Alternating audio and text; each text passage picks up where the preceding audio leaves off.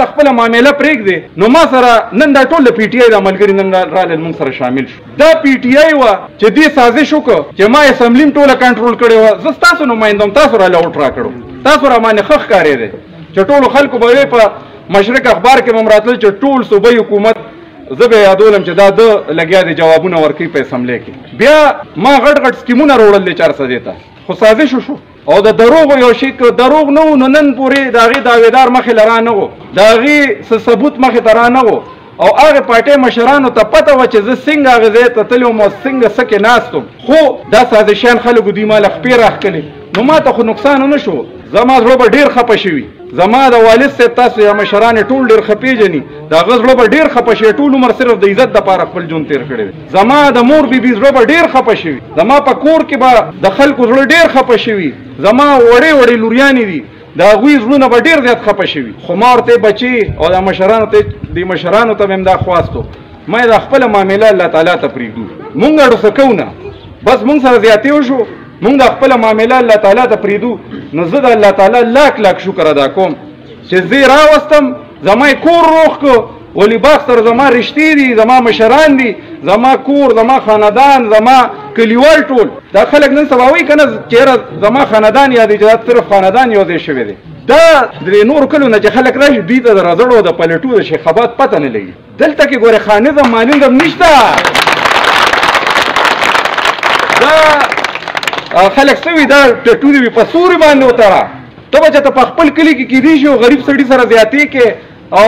نیکه به دې چېرته افسري یا پلار به دې څه خان مان به دونه خاص نه وي خو ته به خانظم کې داسې خبرې په رزړو کې ګورې نشته. زمونږ مشران سیاست مړه سیاست ته په شک ولګي. زمونږ مشران که سلطان محمد خان بابا او که نور محمد خان بابا او که امیر غزن خان بابا او که نواب خان بابا دا مشران خبره کوي وی انګریزان راتلل ټیکس یې لګاو په مختلفو دغه کې چونګیانې جوړولې. صرف زه زمونږ په رزړو کې چونګي سیسټم نو. د هغې وجه څه وه چې وی د انګریز هغه افسر راغی لا پاکستان نو جوړ. نو سلطان محمد خان بابا زما د کرني کپلارو هغه ټایم کې هغه د دې کلي ولا خلکو مشري ورکړې وه. هغه وی چې راغی وی چېرې د دې کلي خان کوم ځای کې دی وی چې هغوی وکتل نو وی هغه په خپله لګیا او خپل کلیوالو سره یو کوي خلکو که نه نو سلطان محمد خان بابا پکې په خپله لګیا هغه کوي کې کار کوي هغوی ته چې دا د دې کلي خان دی که نه په خټو کې وی لږ پتو. نو وی چې هغې ولیده هغې وی چې یاره دا خو د رزړو دا خلک خو چې خان یې داسې دی دا غریبانان خو ډېر خراب دي وی چې په دوی خو دا ټیکس اډو لګوی ما. نو دا تاریخونه وګورئ بیا د هر سړی خپل تاریخ هم وګوري، هر سړی دی بیا خپل تاریخ هم وګوري چې یاره هغه په تاریخ کې څه دي. نو زه په دغه خلکو باندې نور ټایم نه ضایع کوم خو ما په تاسو ما چې ته څنګه ما الله تعالی ته خپله معامله پرېښوه ما الله تعالی ته خپل هر څه پرېښول. نن تاسو وګورئ څه حالات هغه یو یې د پارټۍ نه بنیادي رکنیت یې ولا ختم کړ، هغه بل وی دی راشي ما سره د الیکشن وکړي څوک پټ شوي دي څوک یې وډبول څوک دې نه وتښتېدله څوک پریس کانفرنس یې کوي. بل زه کراچۍ ته تلم څه کار مې نو هلته کې یو غټ افسر و هغه ورغلم دفتر ته نو ما ته یې وی چې څنګه تاسو خو ولې پی ټي آی کې نه وې نو ما یې هم پکې که نه ولې لکه اوس نن سبا څوک چې دا وي دا هم داسې څه د شرم شانتې خبره نو ما ورته هم پکې میسج چللی ولې څه وې ما ته وی چې اوس بلې پارټۍ ته تللی نو مې او خو ما ورته وروره پریس کانفرنس والا نه یم 2 کاله مخکې تللی ما ورته شکر الحمدلله وزیر اعلی ناست د پی ټي آی د پی ټي آی فل فلیج حکومت و خلکو ما ته وی چې دا قمقل دی دا بېوقوف دی داسې فیصله څوک کوي. وزیر اعلی یې پرېښود حکومت یې پرېښود فنډونه ورته بند شو ټرانسفر پوسټینګ پرې بند شو. دا قمقل دی ایم پی اې دی په اسمبلی کې ناست دی وزیر اعلی او تیاره پارټي. ما ورته بیا هم تاسو تاریخ نه دی کتلی دا مې رزړو تاریخ دی او چې د مردان تاریخ مې راوالې نو د مور پلار چې مې ونیکه هغه ټایم کې د یو پارټۍ نه د پیپلز پارټۍ نه ایم این اے شو او فل فلیج حکومت و وزیر اعظم ناست و پاورفل حکومت و خو چې ولی خان بابا ورته وي چې راځه د پښتنو دپاره دې خواته نو هغه د حکومت ته لاړ او اپوزیشن کې کېناسته مې زه د هغې نیکه هم نوسې یم مې شکر الحمدلله غیرت مې وکړو خپلو پښتنو لپاره. خبرې خو ډېره مزه نه وکړه ځکه چې د کلیوالو په منځ کې سړی نو بیا ډېره مزه کوي او خپلې خبرې به راغونډوم هم خو زه تاسو ته دا خبره کوم چې څنګه زیاتې وشو او ما الله تعالی ته خپله معامله پرېښوه نو په ایمان الله تعالی خو چا لیدلی نه دی خو بس زموږ ایمان دی او موږ چې کینو مونځ کوو نو موږ الله تعالی ته ولاړ یو الله تعالی ته په سجده یو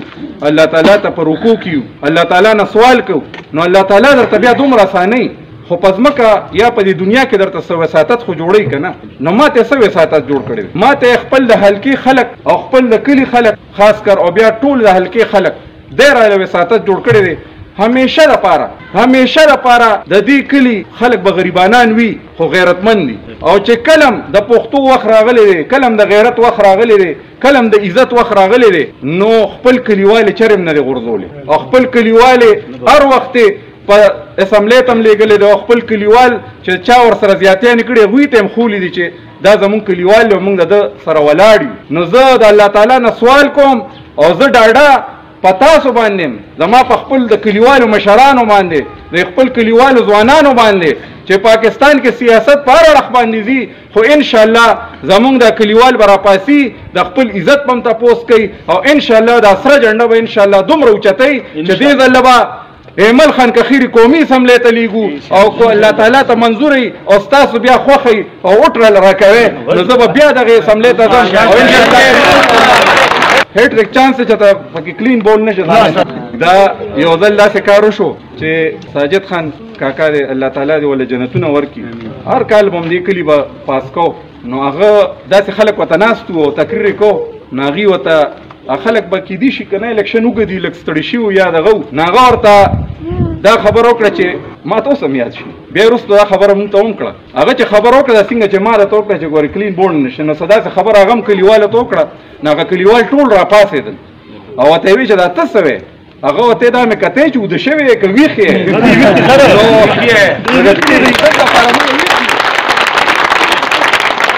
د کلي د عزت لپاره مونږ ټول ویښ یو، د حلقې د عزت لپاره مونږ ټول ویښ یو. خو زه یو اخري خبره په ایمل خان باندې لږه کوم. ورې داسې سړی هم داسې ډېر په ګرانه میلاوېږي. په سیاست کې خلک وایي چې یاره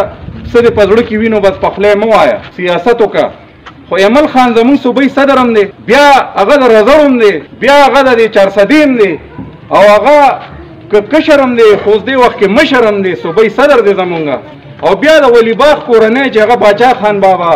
ولی خان بابا، اسفندیار ولی خان، نو د دې ټولو مشرانو نمایندګي دی وخت کې او د عزت چې کم دی نو دا د ایمل ولی خان په شکل کې مونږ ته مخامخ دی. ګوره 20-23 کاله تقریبا مونږ هم د یو بل سره بیل پاتې شو، نو چې سړی ورسره ملو شوي نی ناس ورسره نی، نو ته وایې چې یو انسان سره څنګه چې ما سره څوک ناست دي څنګه به زما اندازه واخلي. خو ما چې وکته په یوه خبره باندې پوهېږي چې څه په زړه کې هغې په خوله باندې وي. مونږ له داسې سړی په کار دی چې هغه لاړ شي د قومي اسمبلۍ کې کښېني. زه خو افسوس په دې خبره کوم چې لکه دا عمران خان د خدای ظالمه ته رالې ته په 10 سیټونو باندې ودرېدې، دا یو نیم کال تقریبا تیر شو، نو د 400 نه که اوس په داندلی وه که صوبۍ حکومت پاس کړی وی او که هر څه یا د یو دروغ بیانیه جوړه کړې وه، خو ته لاړې د قومي اسمبلۍ ممبر نوټیفیکیشن دې وشو. زه زمونږ د دې ووټ ته دونه سپک وکتل چې دې د سره اسمبلۍ ته حلف لم لا نړو. دا یو نیم کال نه ستاسو د ګیس خبره چا کړې ده، نه ستاسو د بجلو خبره چا کوي، که اوس دا د بجلي نشته نو کوم ځای کې. زه ته یم چې ایمل خان که دې اسمبلۍ ته رسېدلی وایسې تاسو په دې خبره لږ سوچ وکړئ. او هغه خو خبرې نه کوي خو غړمبېږي بیا، او دې بیا په دې اسمبلۍ کې غړمبېده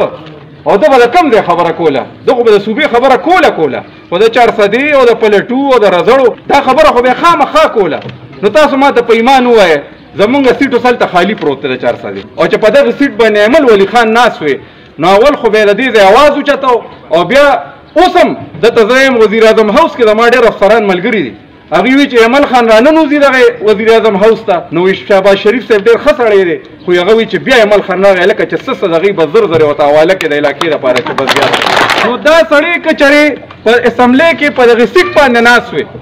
نو تاسو اندازه وکړئ چې بیا به څه حالات وي. نو دا ما سره واده وکړئ خپل کلیوالو مشرانو ته ویم، کشرانو وروڼو ټولو ته ویم چې دې ځل به ګوره یو نیم کال مو لیده که نه، د هغې نه مخکې خو هغه بل چې کوم ناست و هغه خو بس پرېږدی که نه، هغه خو بیا لا ټایم کم دی به تر وروستو بیا د هغه کیسې وکړو. خو زه دا وایم چې دا واده وکړئ چې انشاءالله دې ځل به ایمل ولی خان باري اکثریت سره د دې رضا به انشاءالله پاس کوو، لاسونه اوچت کړې او داسې اکثریت به ول انشاءالله ورکوو چې دا ټول پاکستان به تماشه کوي. چې هغه یو ویډیو راغی او دلته کې یو ماشوم لاپته شو او صرف په یو ټلیفون کال باندې هغه د پی ټي آی جلسې له تلو، لا نه چې لکه د نیشنل پارټۍ سره څه دغه، او هغه ایمل خان په یو ټلیفون باندې را پیدا کړو، د خپل کلي ته واپس راورسو. نو زه درته څه یم یو واقع به څه بیانو، خو چې د کلي علاقې سړي په کلي علاقه کې ډېر هم بېکاري، خو د هغې باري سړي نه 100 چنده بیا ښي. نو زه یو ځل بیا د دې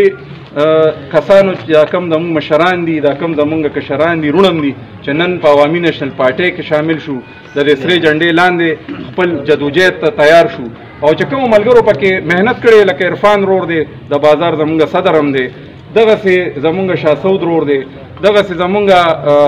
ایاز استاد دی داسې نور زموږ چې کومو ملګرو په دې کې ایفرټس کړي دي میا زمان شاه باچا ټولو نو دا ما ته پته ده یو ځل موږ مخکې کینسل کړو خو نن په کم تعداد کې چې تاسو دغه شوی راوتې زما په خیال چې د الیکشن ورځې ته انتظار نه کوئ تاسو وایئ چې دا بکسې راته زر زر ګولو زه